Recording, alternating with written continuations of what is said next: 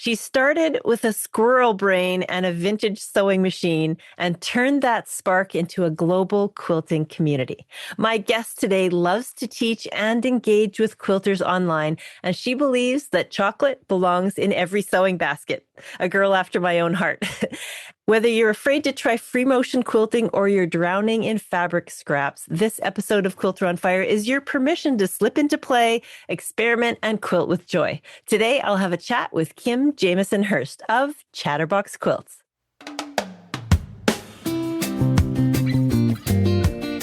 Hello, and welcome to the Quilter on Fire podcast. I'm Brandy Maslowski, a former firefighter turned quilt professional. As a quilt teacher, speaker, and judge, I travel the globe to bring quilters more joy and less overwhelm. Not too long ago, the quilty life I now lead was just a dream. After many lessons and a lot of hard work, I've transitioned from juggling a day job and a quilting business on the side to becoming a full-time quiltpreneur. I started the Quilter on Fire podcast to create a vibrant community of quilters, artists, and makers. Each episode brings you inspiring stories, insights, and the pure joy of guests from all over the world. If their stories uplift you and spark joy, you're in the right place. Let's dive in and ignite that creative fire within you. My guest today is Kim Jamieson-Hirst, founder of Chatterbox Quilts. A quilter, a teacher, a pattern designer, vintage machine lover, and let's face it, a delightful human being. She's the voice behind hundreds of YouTube videos, thoughtful blog posts. She did a Q&A blog post with me back in 2015. That's a decade ago, so she has been doing this for a while. She hosts online courses designed to help quilters get past fear, past the perfectionism, and past the quilt police. Kim believes quilting is more than perfect seams and matchy-matchy blocks.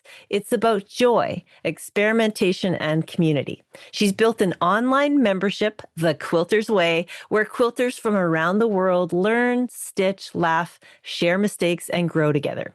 So let's explore the story of Kim Jamieson-Hirst. Kim, welcome to the show. Hi, Brandy. It's great to be here today. Thanks so much for inviting me onto your podcast. It's so nice to have you finally. It's been quite some time. I think I might have had you on my original podcast, or I can't remember. It's been so long. We've been friends for a long, long time. So thank you for coming on the show. You're welcome. And it's good to talk to you again. Yes. Yeah, it's so good to have you here. So I love to start by taking a look back at where you got started. So when do you first remember putting stitch to fabric? Well, that's a really good question. It made me think, actually. I didn't start off with, quilting or anything like that when I was younger, like a lot of quilters do. My mother would sew garments and that, but she really didn't have the patience to teach me sewing. I think I asked too many questions. So it wasn't really that, like, I remember when I moved out to Calgary, because I'm from Ontario, back in, when I was in my 20s, I guess, I took some courses through continuing education here in Calgary. And that was to learn how to sew garments. And that's probably the first time I remember really sitting down and using a sewing machine and creating something. So that's, just a few years ago. Yeah. So that's probably the first time I ever that. So it wasn't quilting, it was garment sewing. Yeah. So how did you make that transition over to quilting? Do you remember your first quilt? I certainly do, and I still have it. And because, as I say, I didn't learn quilting when I was, really young. It's not as old as, some of the things that I might have had. So I remember that I had a couple of friends who were quilting. I really didn't know what quilting was all about because, as I said, I wasn't raised with that. And what I envisioned quilting was, the hand stitching. And you mentioned my squirrel brain before. I get bored easily. And I thought, there's no way I can sit there and make this whole, big quilt with hand stitching. It'll take forever. And I know I'm going to lose interest way too early on that project. I'll never get it finished. So I had two friends who were doing quilting, and they go, oh, no, it's not, it's by machine. It's not hand stitching. Yeah. So one of them actually had me help her cut out some pieces. She was doing raw edge applique. Of course, I couldn't figure out that technique, right? What do you mean it's reversed it, right? So, but she was working on a I can remember a Nancy Halverson pattern. It's an alphabet one she has, and each letter has like a flower with it. It's just gorgeous, and I thought it was beautiful. And then this other friend of mine, I was in her house one day, and she had a watercolor quilt she'd done, a wall hanging, and I Oh, was asking her about that, and she said, if you're interested, you should really take a course. Go to one of the local quilt shops, take a course. You'll either love it or hate it, right?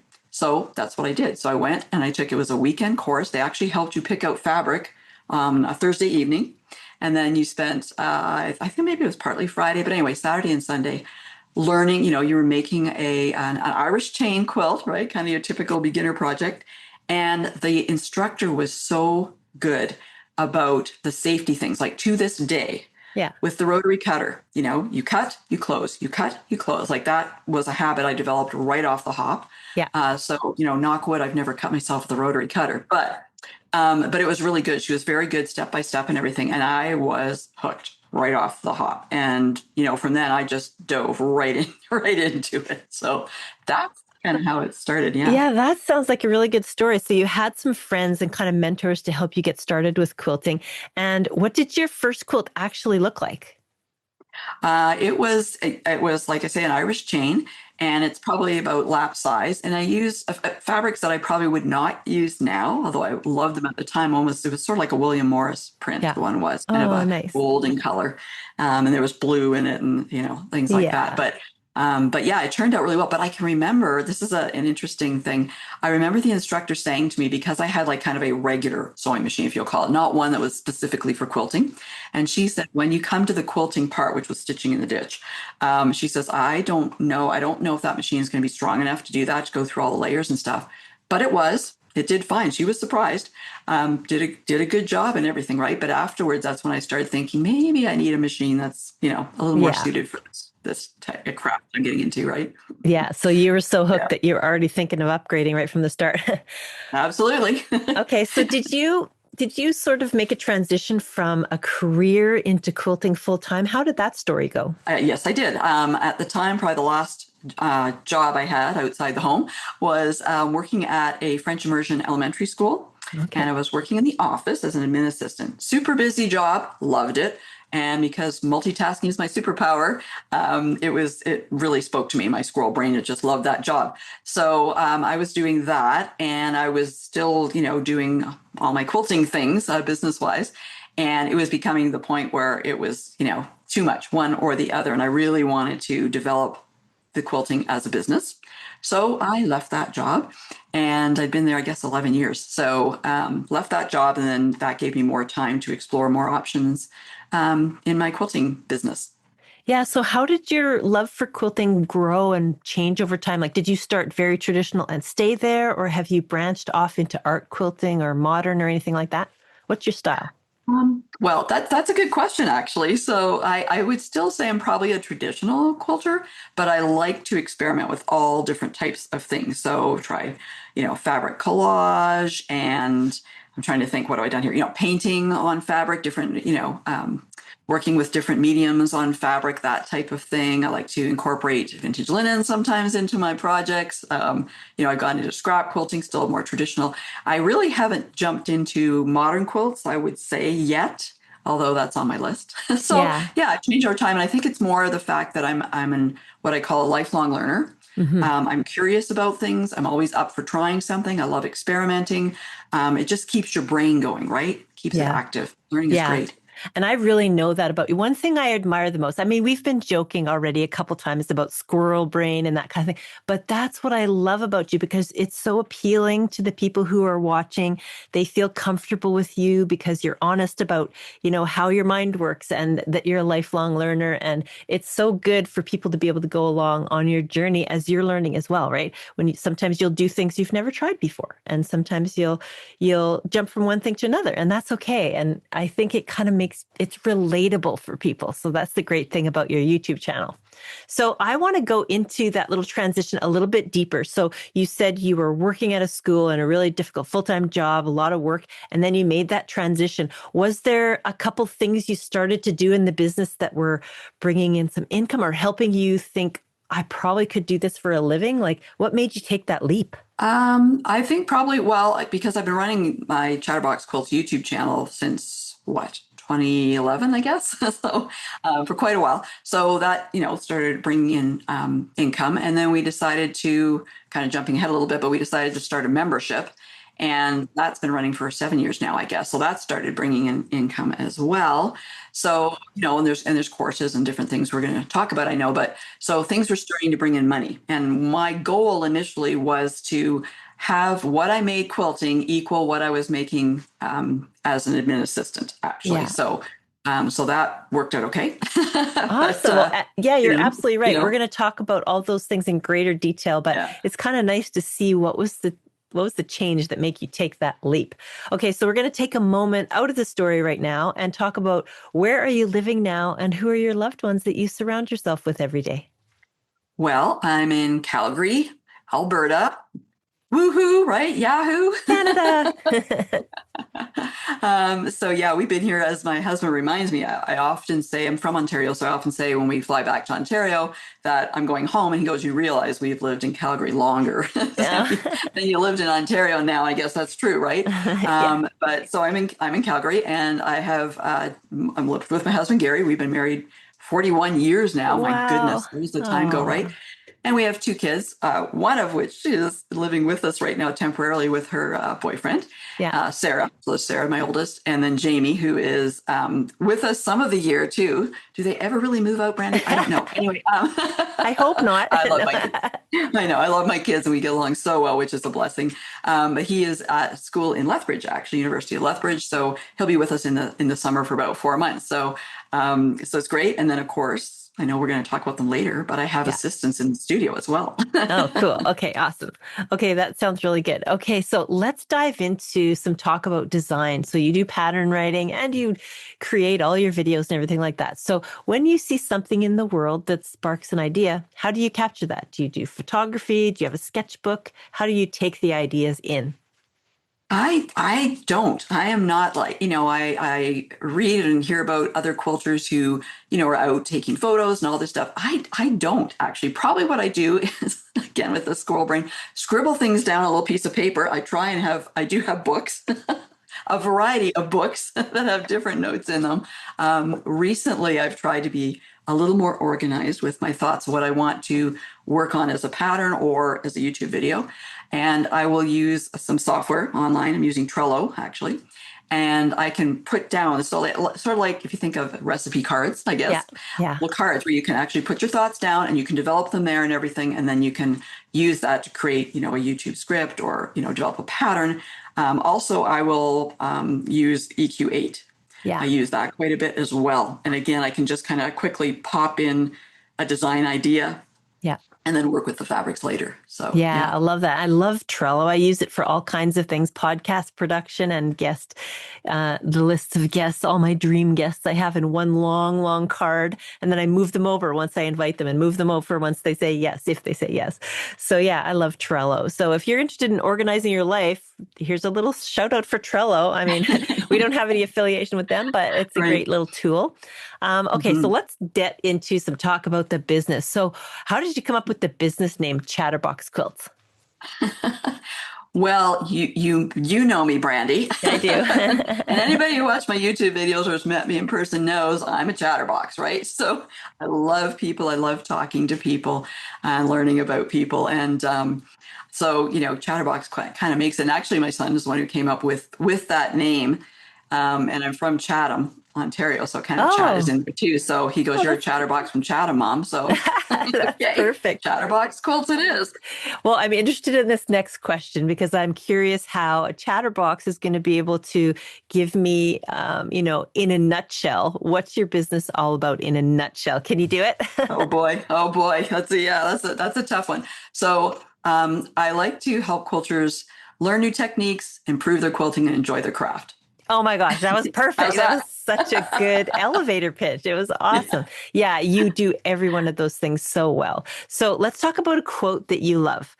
Practice makes improvement, and you're improving with every quilt you make. So why is it important for you to share that message with your community? Well, I think, a number of reasons over the years talking with different quilters, especially at shows, right? You go to a quilt show, you're seeing the best of the best at a quilt show, right? And you hope that that's inspirational for you and not discouraging, because you hear so many times I hear people say, I could never do that. I can never do that. And you have to realize that, a lot of what you're looking at comes from years and years of practice, right? Yeah. Experience. And so, as you practice things, you will get better. I mean, that's just the natural path, right? So don't be discouraged. Think about as you practice things, you learn a new skill, you practice it, you improve. And every quilt you make, even, it doesn't matter how long you've been quilting, every quilt you make, you learn something new, something that's improving, something you can take to your next project. So for me, that what I say to people, I say that all the time, is that, it's an inspirational thing. So just practice, you improve. You don't have to be perfect because we're humans, right?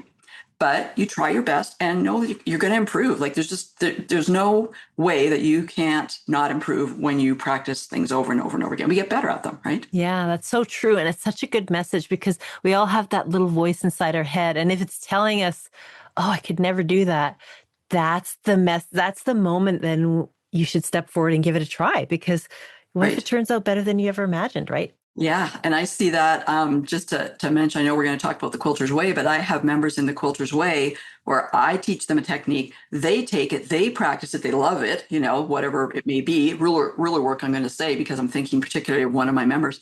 And she is far surpassed me in her ruler work. It's Oh, fantastic. She awesome. just fell for it, loved it, and practiced it. And she, every time she has a quilt, I go, okay, where are you going to do ruler work on it? Because I know you will be, right? Yeah. So so that's great. You love it when somebody finds kind of their thing and they're so excited about it and they carry it forward and you go, oh, you're doing just amazing work, right? Yeah. Love it. Okay, let's take a look at the website. So your website is chatterboxquilts.com. So what can we find there if we're going to take a little quick overview? Oh, well, what can't you find there? Let me think. And that's my husband's area, actually, Brandy. So Yeah. he'll say to me, that's on the website, right? And I'll go, is it? I've forgotten, but Yeah. so Yeah. I have, of course, I have information. We have lots of different free downloads for you there. We have patterns, ebooks. I'm trying to think of what else is sitting there that you can purchase in the shop. We have courses as well that I teach that you can, like on-demand courses where you can just take them, you buy them, you have them indefinitely and go at your own pace on there. And we have some information. I know we have some scrap quilt information on there. Like you'll have a listing of the different scrap, not all of them, but most of them, scrap quilt videos I've done. So it's kind of like if you want to see scrap quilts, you can kind of go there and there's a playlist, if you will, on the website as well.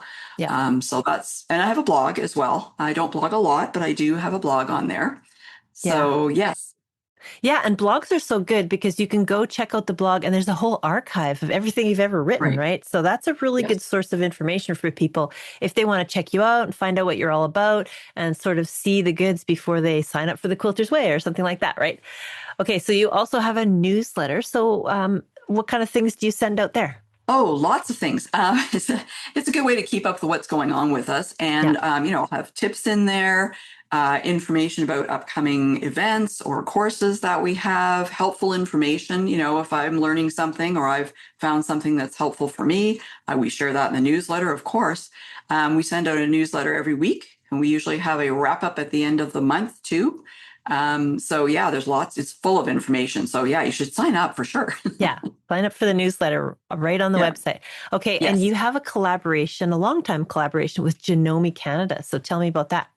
I do. Gosh, I've been with them since they were born. No, I'm just kidding. It seems like I look back and I go, oh my gosh, I've been with you guys like what, 9 years now, almost 9 years, 8 years, I Oh, guess, nice. a little over 8 years. So I'm a Genome Canada artisan, is what they call me. So I work with their machines. I love their machines. And currently I'm working with their Genome CM17, which is a combination embroidery and sewing machine. It's the big one. You need a Yeah. new table for it. It's huge. It does all the things. It does all the things. But yeah, I really enjoy working with Genome. They've been a great company to work with. Their machines are, fantastic. I bought my first Genome quite a few years ago, actually, because I wanted certain features that it had that I didn't have on my current machine. And from then on, it's just just been Janome. So I produce different, you'll see on my YouTube channel, you'll see I have different videos focusing on certain features on that machine and others. I've worked with other machines too. So going back a few years, you will see other models as well, which people still have and I still get questions on. So there's a good resource for you there. And I also do, I've done some blogs with them in the past as well. I used to do blogs with them every month. Now I do different projects for them. So every quarter I have a new kind of major project that's coming out. As a matter of fact, well, we're recording this in December right now. I know it's not released later, but by the time you listen to this, you're going to see that I have another project out, a rope bowl project actually, which is kind of interesting. So, fun. Yeah, those are really fun. Okay, cool. Okay, so what are some of the quilt travel highlights for you over the years?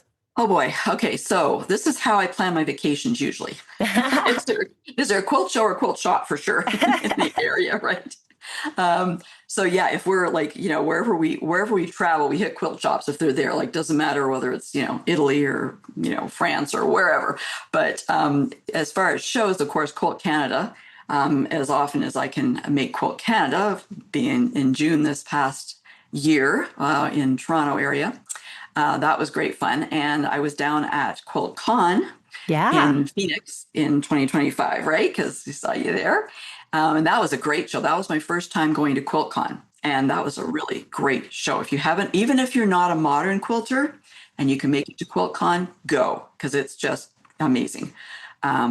Just so many ideas. Yeah, so I got ideas. Okay, I did get a lot of ideas from that show. So and I do take pictures at the quilt shows. Okay, so you will see me photographing as many quilts as I can, and the card that tells about it. So you want to know who made it and what their inspiration was as well. So those are kind of the shows. And of course, I've been to Quilt Market down in Houston many years ago, which was fantastic as well. Quilt Festival too. Yeah. So, and then just of course, local guild shows, or I've been to some in different provinces as well. Like it's fun to go to shows and see what's there because they all have their own kind of flavor, right? Yeah. Yeah. Yeah, and I just saw you in Saskatoon. That was so fun. Saskatoon, yes. Saskatoon is because Saskatoon Quilt Show is a kind of a newer one on my list. That's the second time I've been there, and that's a fantastic show too, right? Yeah. I'm going to give a little shout out to the Saskatchewan team because the Saskatoon team, because I had so much fun there. I was teaching, speaking, judging, and it was nice to see you there. Also, if you're listening right now, let's give a little plug for Quilt Canada because this year it's coming up in Winnipeg. So if you want to make your plans around that and attend Quilt Canada for the first time or attend it again, that's where it's going to be in 2026. So that'll be a lot of fun. Do you know where it's going to be in 2027, Brandy? No, let's announce it. It's going to be in Calgary, Alberta. Yay! So there you go. It just came out a couple days ago. I went, yes. Oh, awesome. I haven't even heard that yet. So this is you here first, folks. Yep, absolutely. We're announcing it here first. It's Calgary in 2027. Awesome. So that's really good to know. Okay, so let's dive in a little bit into your teaching. So you are doing something fun with Creative Spark Online. So tell us about the course that you have with them. Right. So Creative Spark Online Learning is it's part of C&T Publishing, who publish a lot of quilts books, of course. Yeah. And they have a separate learning area with video courses on there. There's some fantastic courses in there, I gotta say, because I've taken a bunch of those as well. And I have a course called the Mandala Project on there. So it is a whole cloth quilt. I didn't think of it as a whole cloth quilt when I designed it, but it is really. But it is all different free motion quilting designs. And really my thinking behind that course, why I developed it, was to learn different free motion quilting motifs. Simple motifs, but ones that are practical that you can use in lots of different projects. So I walk you through how to do that. It looks like a mandala, right? We also learn how to do some echo quilting in there as well. So yeah, it's a great course. I guess I would say that, wouldn't I? Because it's my course. But it is fun, and I've taught that in person as well. And it's just a great, whether you're an experienced quilter or if you're just learning. Like I've had people take, surprisingly enough for me, I've had people take this course where they're really brand new to free motion quilting, and I'm kind of like, ooh, this might be a little much for you. But no, they've just gone right ahead and they've done the whole thing. So you can do it no matter your level. So yeah, that's where that is. Yeah, it's a beautiful quilt and it's a white whole cloth quilt and it really features the thread colors in the center, pushing out. And I think, if you took the course, you could use any fabric you wanted. If you Yes. found some gorgeous hand-dyed fabric or something you wanted to use, Mhm. that would work as well, right? So a lot of Yes. good techniques in there, it looks like. Yes. Black. It would look nice on black too. Yeah, absolutely. Okay, so let's Bright, talk a bright little bit colors. about, well, what's your favorite course to teach? If someone was to call you up and say, "We want you to come to our guild," or "We want you to," Oh boy. if and you had the choice of, "Oh, I would love to teach this." What do you really love? Wow, that's a good question. I like everything. No, Yeah. I love doing well, I love doing free motion quilting. And I think again, this is one of these things where people look and go, "Oh, I could never do this," right? And I think what people often don't realize with free motion quilting, I could go on and on. I could talk the whole podcast about free motion quilting, but Yeah. or ruler work. Okay, that's which is really free motion with a template or with a ruler. Yeah. But I think what people don't realize, and they often think that you have to learn a lot of different quilt motifs, like 50 different motifs, let's say. Yeah. No, you don't. Okay. You will pick, and most long armors will tell you this too. They will pick, maybe somewhere between 5 and 10, let's say, motifs that they like that they're really good at, right? Because you practice them over and over, you get really good at them. You'll find ones that you enjoy that work with a wide variety of quilts. And that's really all you have to learn is a few motifs and just practice them. And you'll find that they are very adaptable to a wide variety of quilts. So I think that's one thing that people need to keep in mind when they're looking at free motion quilting, because I think it's another stumbling block.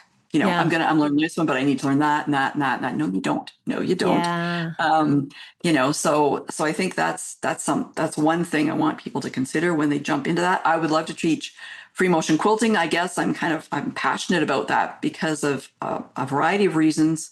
Not the least of which is that it seems to be the biggest technique that quilters find intimidating. Yeah. Right? That's so true. Yeah.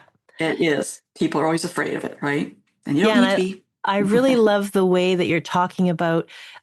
You could get a little bit of a repertoire, 5 to 10 motifs that you use the most. You don't have to learn everything. And if you have those consistent ones you love to use and you get really good at, then you can branch out once in a while and try a new thing depending on the quilt, right? So yeah, you don't have to, it doesn't have to be all or nothing. It doesn't have to Exactly. be every motif or no motifs. It can be you learn a select few and get really good at them. I love that message. Okay. So let's talk a little bit about your YouTube channel because you put up 2 videos a week and you have been doing this since 2011, you said. So let's talk about what kind of things you put out there. Oh gosh. Everything. No, quilting focused, right? Quilting Yeah. focused, really. I don't, I'll get into a little bit of sewing, but I'm definitely not into garment sewing, much as I like to be. But no, I always say I've never made a quilt that didn't fit. So Yeah. garments maybe, but not a Yeah. quilt. So yeah, so as I mentioned before, some Janome, you'll see me doing various features on the Janome. Of course, anytime I'm sewing, I'm working on some model of Janome sewing machine. But I will be showing you different techniques. I like to do I like to do strip piece blocks, I should say, too. So you'll see a variety of those on there, different projects, tips, how to approach different aspects of quilting, basically anything quilting related. And again, you'll see me doing some experimenting with different techniques or tools when I'm doing that too. I also do book reviews too. So you'll see book reviews. And I find people really like that because I will go through and I will show you different things in the book. And I'll also talk about, why I like the book or something not very often I don't like about the book, but maybe something they could do a little bit different, Yeah. could have done a Yeah. little bit differently.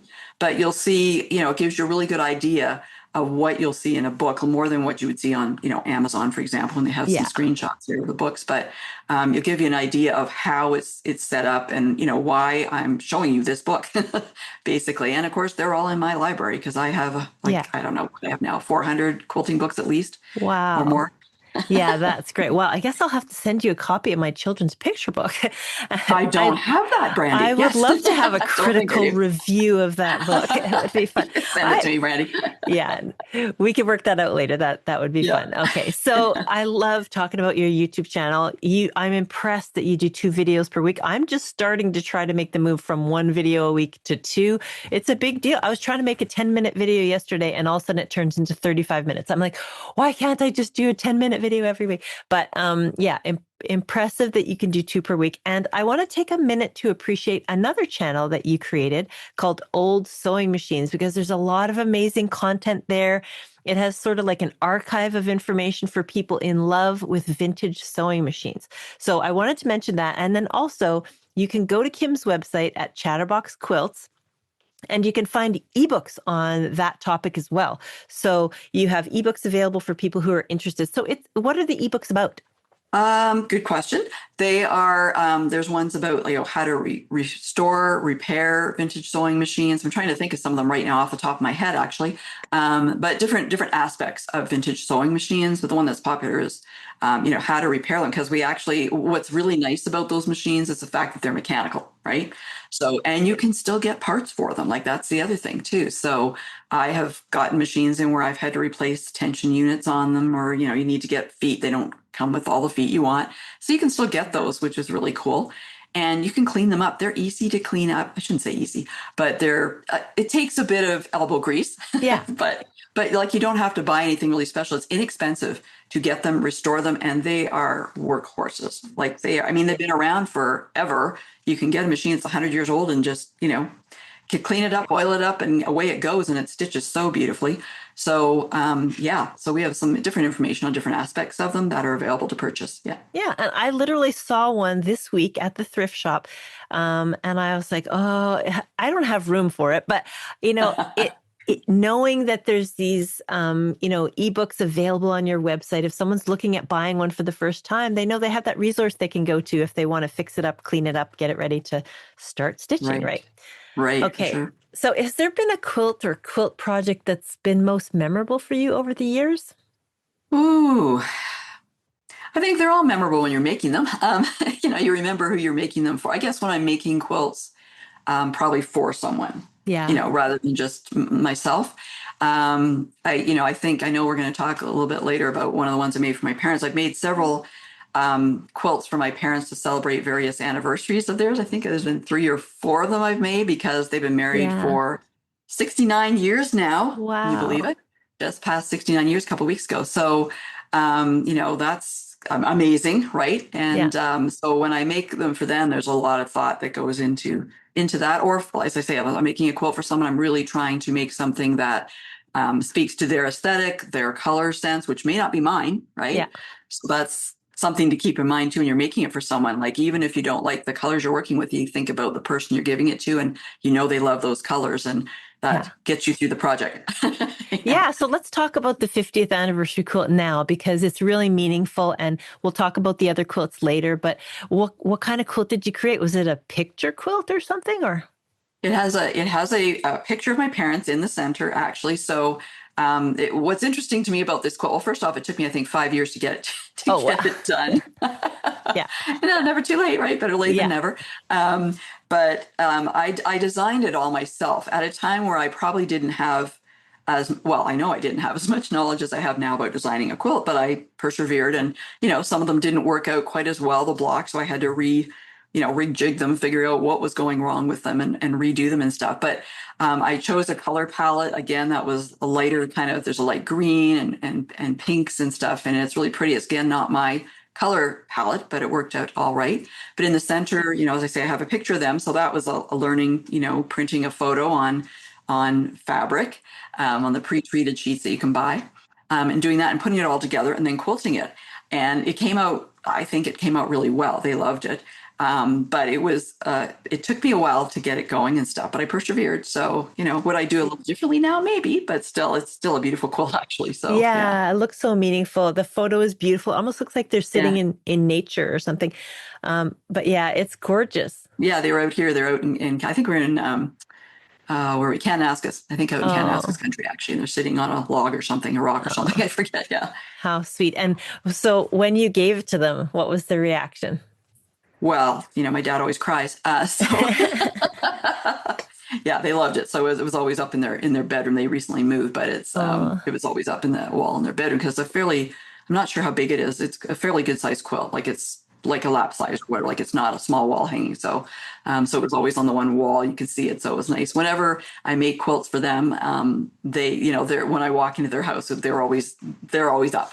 Yeah, Kim's coming over. Put all the quilts up. Yeah, yeah, that could be true, Brandy. I don't know, but Okay, so in your creative practice, what brings you joy? oh, let's see. I probably enjoy, I'm designing the quilts. The part I like the most is, the designing and the pulling the fabrics for the project. Yeah. I enjoy doing that because then after that, I actually have to start working and, that's kind of like the play part, right? Before you Yeah. get down to we have to cut. So, Yeah. sort of thing. And also I like designing the quilting that I'm going to do on the project. I typically will use a program on my iPad called Procreate. I don't know if you use that or not, Brandy, but that's great because you can bring in a photo and then you can, draw, you can play around and draw different designs on it. And then you can kind of compare and see what you think, works the best with your quilt. So that's a really helpful tool as well. So I like to do that. I think I like the creative part first rather than the actual having to make it technique part. Yeah, there's a lot of joy in that. I totally agree. I love that part too. Okay, so right now we're going to take a quick break. And then when we come back, we're going to talk all about Kim's studio space, some more quilts, of course, and what's coming soon. So we'll be right back. Scotland is calling. Picture this. You're standing on the ramparts of Edinburgh Castle, the Scottish Highlands stretching before you. In your hand, a tartan handbag with fabric and hardware you picked yourself. This isn't just a dream. It's our tour of Scotland to the Festival of Quilts, and it's happening July 21st, 2026. Imagine 13 days where every moment inspires you. You'll cruise legendary Loch Ness, ride the breathtaking West Highland Railway, and create your own tartan handbag in downtown Edinburgh. Watch border collies herd sheep on a working farm, explore natural dyeing at Artisan Studios in Glasgow, and here's the best part. You'll spend an entire day with Joe Avery at the magnificent Great Tapestry of Scotland, learning hand-stitch techniques you will love. Then cap it all off with 3 full VIP days at the Birmingham Festival of Quilts. This is Scotland at a meaningful pace, time to create, connect with fellow quilters, and soak in inspiration that will inspire you for years to come. Don't wait, spaces are limited. Call the team at Opulent Quilt Journeys today. 1-877-235-3767. That's 1-877-235-3767. Or email info@opulentquiltjourneys.com. Scotland is calling. Your quilting adventure awaits. And we are back with Kim Jamieson-Hirst. So Kim, can you tell us about your studio space? Well, you can see part of it behind me, Brandy. What you don't see is all the things I had to clear off so things look nice in the studio. You've got a little moment of paradise amongst the chaos, right? Oh yeah. So if you hear a crash, it's because something that I've piled up has fallen. So anyway, I'm fortunate to have the majority of the basement in my house. Actually, I'm downstairs. So what you never see when I'm on YouTube is in front of me. I actually have a long arm. So it's set up at 8 feet. So that's over in front of me, but that's, not where the cameras point. I also have my quilting books in that area. I have several Billy bookcases. Most of my studio is from IKEA. And so you can see part of my fabric storage behind me, which are Billy bookcases again. And I have that. I have the cutting table behind me. Behind that is the pressing station as well. I've got a machine here. I also have machines over to the other side. I have the ability, I'm fortunate, I have the ability to have 2 machines set up, which is really helpful. Right now I have an embroidery machine to my right, but it's helpful if you have a machine set up for piecing and one for quilting. Yeah. That's kind of nice. If you're doing, like I'm doing smaller projects, I'll quilt them on my whatever Janome machine I want to use for that. And so that's kind of my setup down here.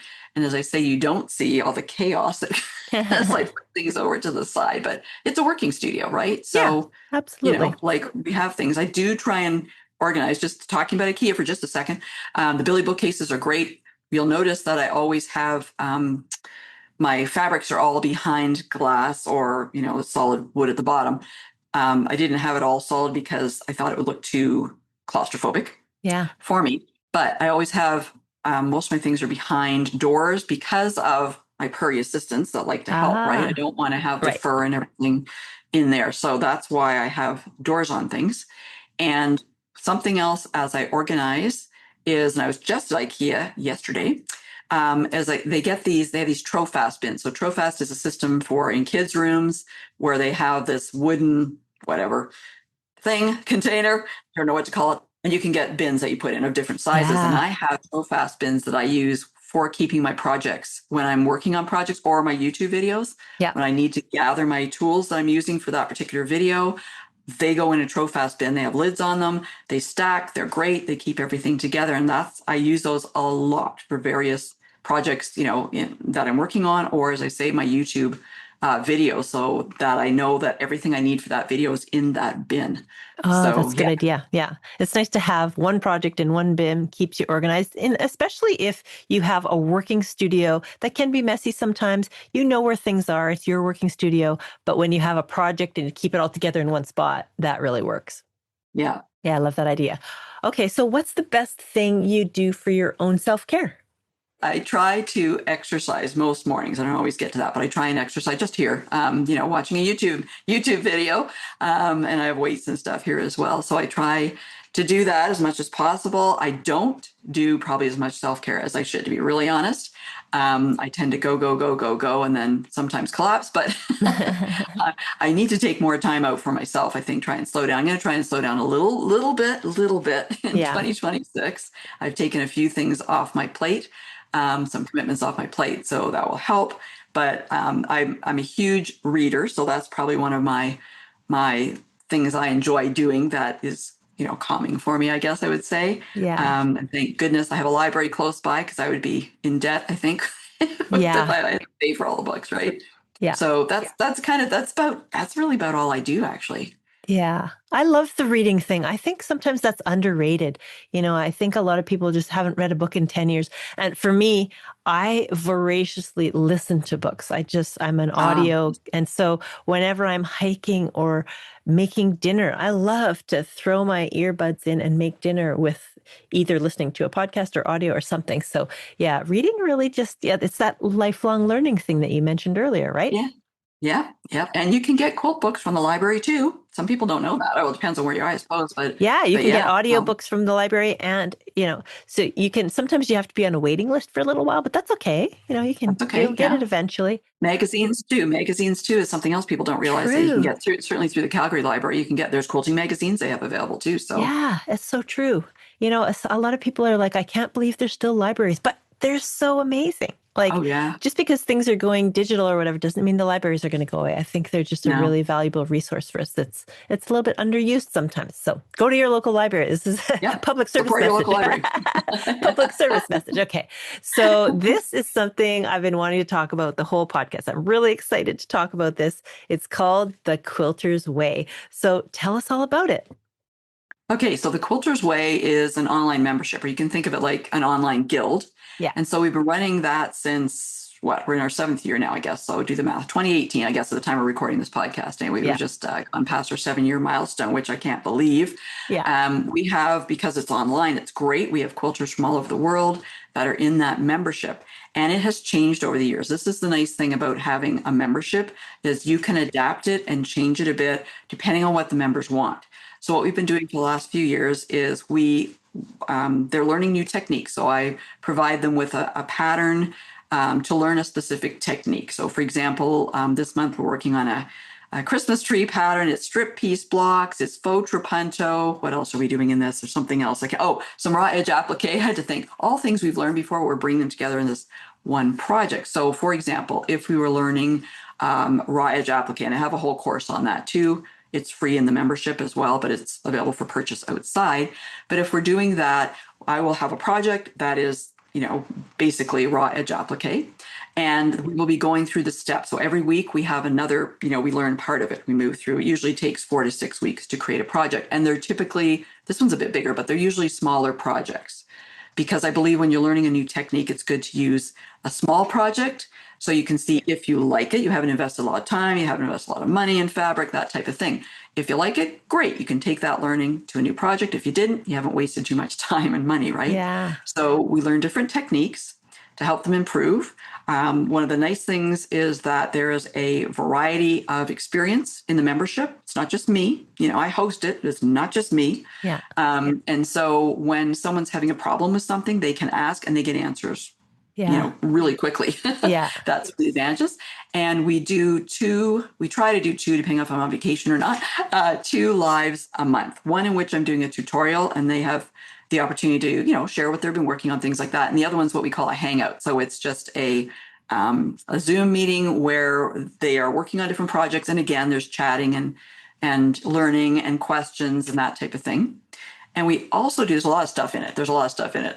But we also do 2 retreats each year. So virtual retreats called Energize. And we had just completed one in November. And those are fun because they always have a theme. Yeah. So the last one was 1950s. So Oh. I will be dressed in 1950s look. So will my studio to some degree, as much as I can. And so it's up to the members whether they want to do it or not. A lot of times they will participate as well. We have a cocktail party on the Friday night where we're dressed and, we have the studio in it. So it's a lot of fun. But we also do tutorials over the weekend. It's an opportunity for them to block off a weekend where they can work on whatever project they want. And then again, there's all this learning because there's this wealth of information from all the members. And this last one, we got into machine embroidery way more than I thought we would. But oh my gosh, so much helpful information that comes out, right? And notions they like and don't like or whatever, classes they've taken with other people and how they were. It's fantastic. And I've had members who've been with me right from the start. And for me, it's really rewarding seeing how they have grown in their skills and their confidence as well. So yeah, that's what it's all about. It sounds really good. So there's challenges, there's projects in there, there's retreats. I love the story you told earlier about the quilter who tried the ruler quilting for a first time and has gone so far, she's surpassed your skills. She found her thing, right? So a membership is a great place to explore and find that one thing you love more than anything else.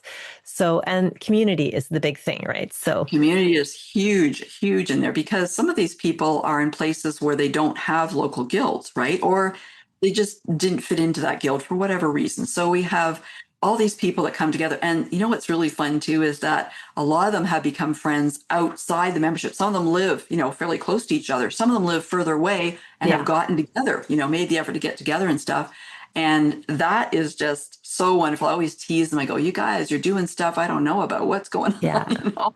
Sort of thing. But that's fantastic. That was what I hoped to create when I started this. I mean, the learning is fantastic, but I wanted to bring people together and I wanted them to enjoy learning with other people. Yeah. And that has definitely happened. So I'm so pleased about that. And while we're talking about it, I don't know if I mentioned this to you or not, Brandy, but there's a 14-day free trial with the Quilters Way too. Okay. So people can go in, they can see everything in there. I don't hold anything back. Some memberships will do that a bit, but you can look at everything. You can look at the courses I've got in there. You can view our previous Zoom meetings because they're recorded. You can ask questions in it, come in, see if it's for you.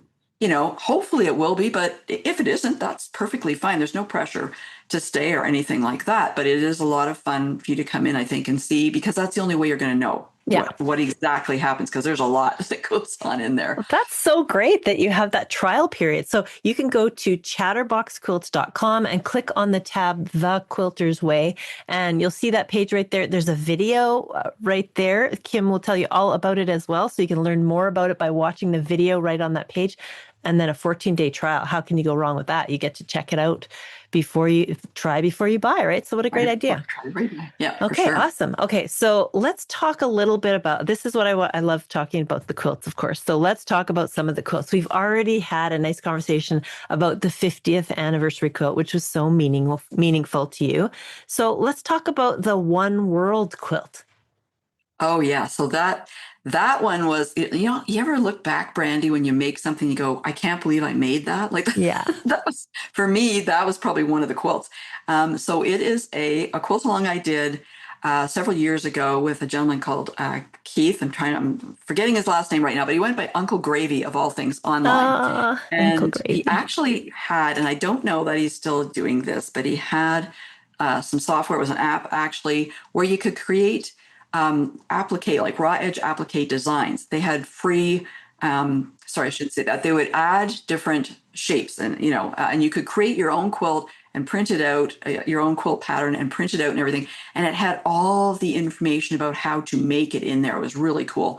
So we used that to create, he actually designed this quilt. Yeah. And then we hosted this quilt along. So I did the videos, he did some videos as well. And we had people join us from all over the world to do this. So all this one world, it shows different parts of the world with animals in them. And they're not, it's a good sized quilt, it's square, but it's not, the animals aren't huge. So some of them are fairly small with several different pieces in them. So I used a digital cutter to cut out a lot of the pieces actually and put it together. And I've got to tell you, I still haven't quilted it.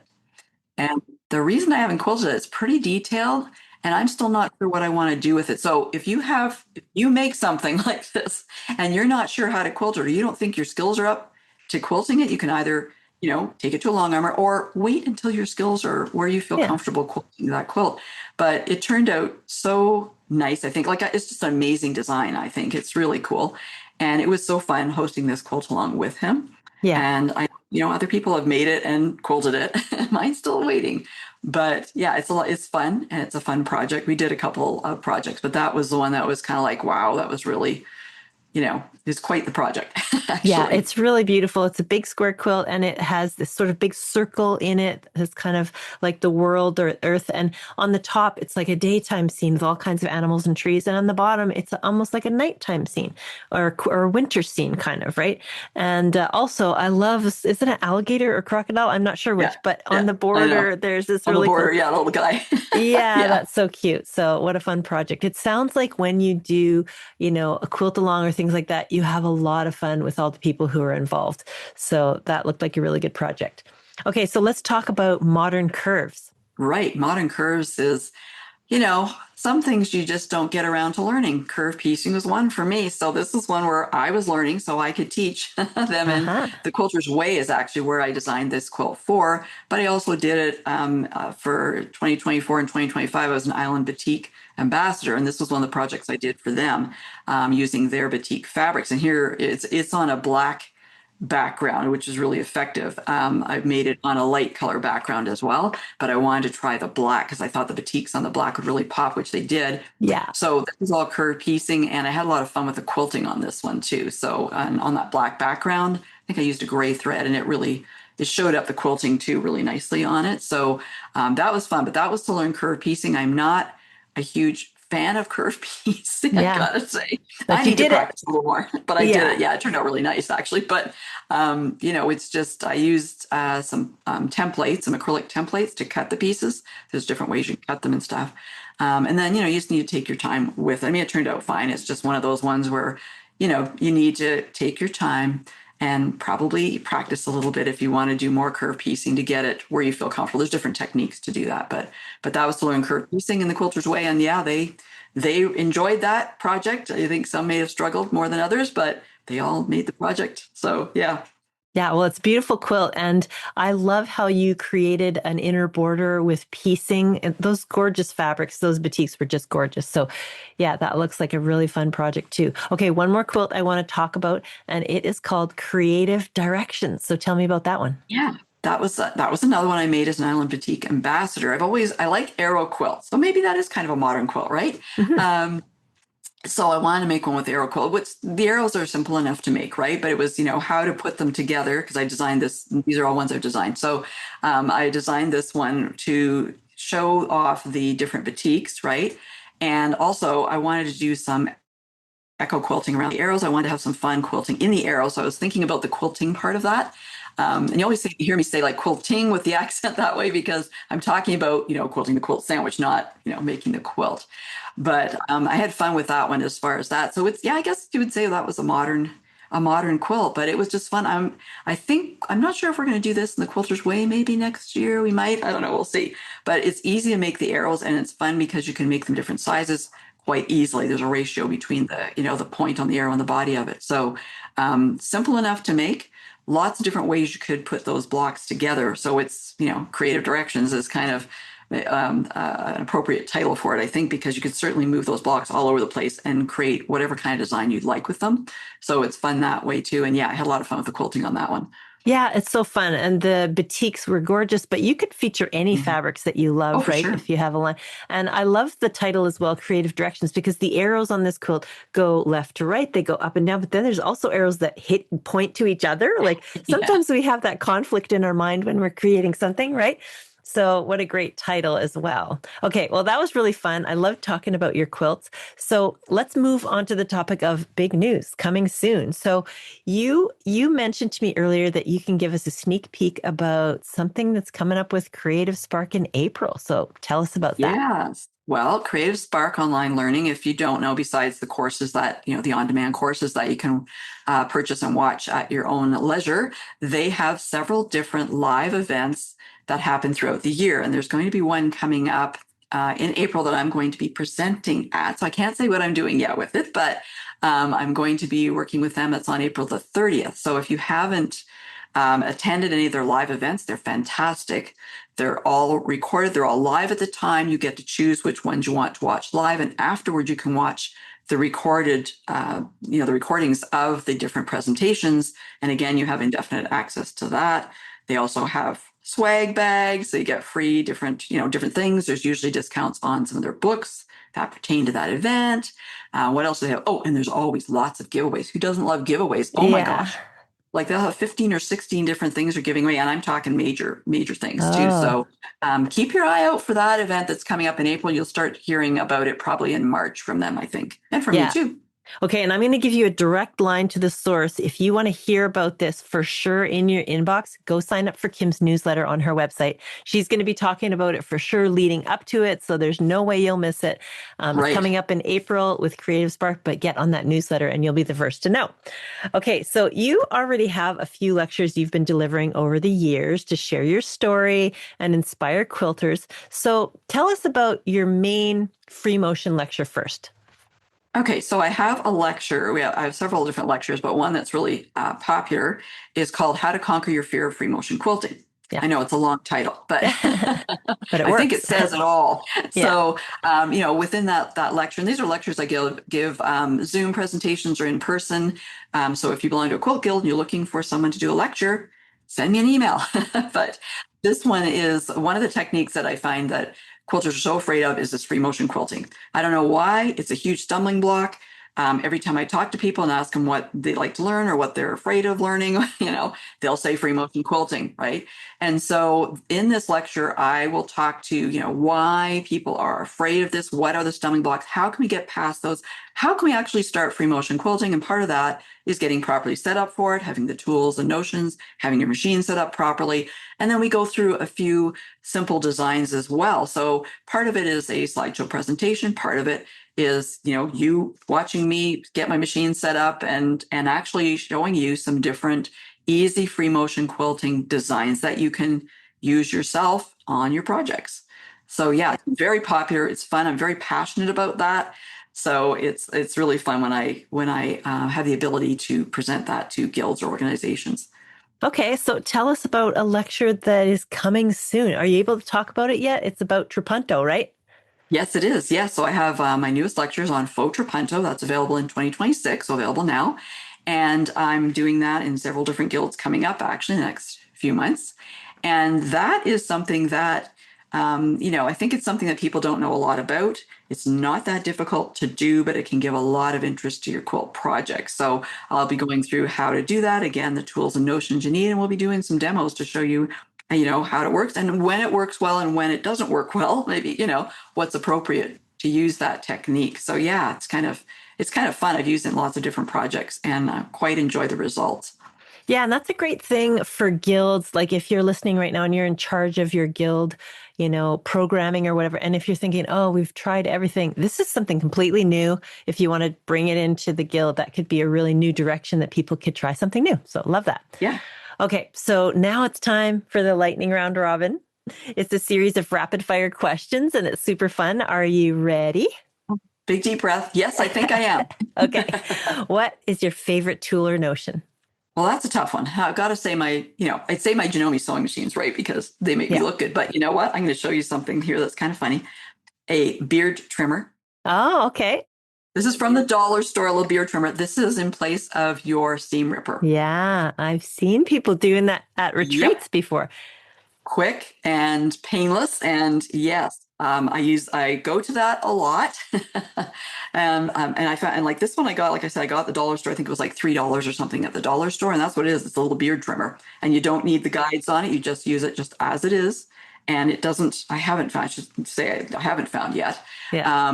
that it rips, that tears the fabric or anything. Like you can just Yeah. lift up you might have done pick a few stitches, just goes right through and you're ready to go again.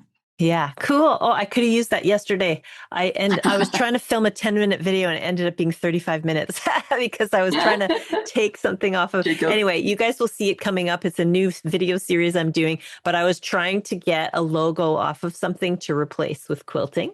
And oh my gosh, it took me 10 minutes to get that thing off with my regular seam ripper. So I could have used one of those. I'll have to get one. Maybe my husband or my son has an old one they're not using anymore. And then they get a new one. Anyway. It's good. Good gift for any quilter. Inexpensive and very practical and helpful. Okay, so back to the questions. How many UFOs do you have going on at once in your studio? Oh boy, the UFO. I try and call them whips because I'm thinking that I'm making progress on them. I usually have, because I will be making samples for YouTube, right? Which are maybe a sample that doesn't, it doesn't become a whole quilt or anything. It's, focused on one thing. So I'll have those around. And then I have different projects. And because I like to, because my mind jumps around, I'm not one of these quilters who can start at the beginning and go all the way through in a project, unless I have a deadline, of course. But yeah, I probably have 3 or 4 projects going on. But as far as how many whips I actually have in my studio, I probably have about 50. Yeah. Brandy, not a word of a lie. Me too. I probably do too. Okay, so do you have any kind of personal reward system for getting things done? I don't. I really don't. I would probably say that I will allow myself to have more time to watch Netflix or watch a streaming service or read a book or something like that. Or then I can say to myself, okay, now I can start working on this next project or this, try this next technique that I've been wanting to try, something like that. I really don't reward myself. Maybe some chocolate, of course, but Yeah, those are some good rewards. Yeah. Okay, so what's a skill you'd still love to learn? If I'm talking about, in the quilting realm, and I actually have a course I just bought a while ago. I want to learn how to digitize my own machine embroidery designs.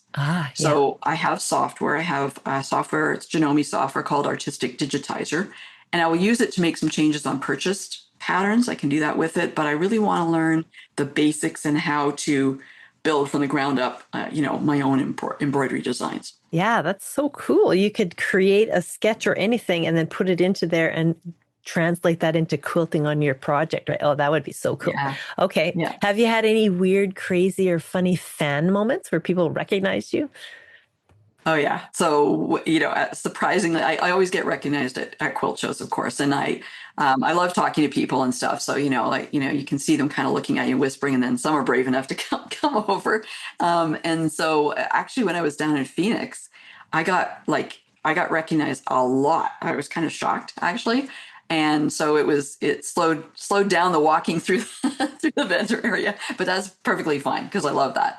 But what was funny when I was down there, I was walking through. So in the bottom of the convention center, there's the restaurants, right? The few restaurants there. So I was walking along. There was a woman who was staying in line facing the other direction. So I was walking towards her, and she was just like, she recognized me, right? And she was like, oh my God. She was just vibrating, right? She was so excited. So I had to go over and say hello and stuff to her. And then another time in Quilt Canada last year in Edmonton, I guess one thing that there was a woman who contacted me. She was coming to the show. She wanted to meet me, which we did meet and talk, but she was from Michigan and came all the way out to Edmonton with her husband. And this was her anniversary gift. Her husband asked her what she wanted for her anniversary gift. She wanted to go to Quilt Canada and she wanted to meet me. Oh, how sweet. So that was sweet. Yeah, that was sweet. That was nice. Yeah. Well, you can tell there's that really good connection online when people are vibrating when they meet you in person. That's so great. Okay. Has there been a mentor who's really influenced you along your journey? When I first started, yes, there was a lady called Kay McKenzie. She lives in, I always get it wrong, but I'm Santa Clara in California. She's an applique designer, and she has several books out. And she was really helpful with me, very generous with her time when I was starting off, getting into the business side of things, right? So she was really helpful about, answering my questions and encouraging me and that type of thing. So I really appreciated that, yeah, connection. Aw. So what's your proudest accomplishment? That's always a tough one for me to say that. I would probably say for me is taking what was a hobby and turning it into a sustainable business. You Yeah. know, that's probably been, and I guess I tend not to, I don't look back a lot, to be honest with you. People will say, well, look at all you've done. And I'm going, oh yeah, I forgot I did that. Yeah. I'm always looking forward and always moving forward. But I think, starting a YouTube channel and doing that and continuing with that and persevering with that, starting the Quilter's Way, all those things have been very rewarding for me, I guess. I would say, yeah. Yeah. Huge accomplishment for sure. Okay. And do you have any furry friends in your studio? Yes, I do. And of course, they're not here right now. One was here, but so yeah, I have two right now. I have two cat. Right now, we have four in the house. I have two temporary visitors with us, but my guys are Salem, the little black beauty, and Victor, who's a gray tabby. So you often see Aw. Salem in my videos or Salem's tail, maybe in my videos and overhead shots. But yeah, of course, I've got to have cats in the household. We've had dogs before too, but right now, these guys, yeah, they're usually around, when we're filming. Sometimes you hear them in the background too. They're, Yeah. they want the attention. They know I'm doing something. And so like a toddler, they want your attention, right? But yes, Yeah. Salem and Victor, you'll see them in my studio and you'll see them on film sometimes too. Yeah. And those names are so cute. And I love it when people name their pets people names, like George or Mm. Victor is so Yeah, cute. yeah, yeah, That's yeah. adorable. Okay, love that. Okay, so I've mentioned your website. Well, first of all, let me thank you for braving the lightning round, Robin, because that was super fun. Oh, Um, I survived. Yeah. yeah, you survived. I've mentioned the website a couple times at chatterboxquilt.com, where we can find all the things we've talked about today. But where's the best place for us to connect with you on social media? You can find me under Chatterbox Quilts basically anywhere. So Facebook, I'm usually on Facebook, Instagram, TikTok, not as much. I'm on there, but not as much as I used to be. Of course, my YouTube channel, which is also, you can search for Chatterbox Quilts on YouTube and you'll find me there. So Yeah. yeah, Chatterbox Quilts just about anywhere. Oh, fun. So I really encourage you, if you're listening right now, follow the people you love. So go find Kim everywhere as Chatterbox Quilts. If Facebook is your favorite, go there and follow her there. If you're a YouTube gal, go there and follow her there. I encourage you to fill your feed with the people that you really enjoy, so it kind of weeds out all the other stuff that you don't want to see. So Chatterbox Quilts everywhere. Now, as we wrap up, Kim, what do you want people to take away most from our conversation today? Well, I think, you should just enjoy quilting, right? It shouldn't be a struggle. It shouldn't be a competition with anyone else, right? Do the things you love. Don't be afraid to experiment. And if you fail or what you think is fail or make a mistake, look at that as a learning opportunity because that's really what it is. You don't learn without making mistakes. You don't grow and expand your skill set without having a few little blips here and there. And that's perfectly fine. Okay. Just enjoy your craft, enjoy your quilting, and don't be afraid to try new things. Oh, what a great way to end the show. That's such good advice. Kim, it's been such a pleasure to have you on the show. Thank you for sharing your story with us today. Thanks so much, Brandy, for inviting me. I've enjoyed our conversation as I always do. And I'm looking forward to seeing more things from you in the future too, Brandy. Oh, me too. Thank you so much. Okay, so that was my show with Kim Jamieson-Hirst. She shows us that quilting doesn't have to have that story of perfectionism in our heads. It just has to be our own thing. I love her generosity. She shares techniques and secrets freely, whether in a YouTube video, on a blog post, or inside the Quilter's Way. Her willingness to teach, to cheer on quilters of all levels, and to build a supportive space, that's the kind of spirit our quilting community needs. If you're ready to quilt on your own terms, to explore free motion quilting, or to finally wrangle those scraps, or to try new techniques like faux trapunto, check out Chatterbox courses, her YouTube channel, and of course, her community, The Quilter's Way. And today, I loved sharing the story of Kim Jamieson-Hirst and Chatterbox Quilts with you. Quilter on Fire is now on YouTube, and it's packed with brand new weekly content. What's waiting for you? Fun and easy tutorials to follow, exciting unboxings, exclusive interviews with top quilters and artists at the biggest quilt shows like Houston and QuiltCon. If you love Quilter on Fire on the podcast, you're going to be blown away by our YouTube channel. Don't miss out. Subscribe to Quilter on Fire on YouTube today. Let's ignite your passion for quilting. Thank you for listening to the Quilter on Fire podcast. Remember to rate, review, and follow us on Apple Podcasts. Your support helps me reach more quilters just like you, striving for that perfect quilty lifestyle. Click on those 5 stars and share what you loved most about today's episode. Don't forget to hit the follow button if you haven't already. With new episodes dropping weekly, you won't want to miss out on the inspiring stories and tips we have in store. Until next time, dream big and have fun in the studio with the Quilter on Fire.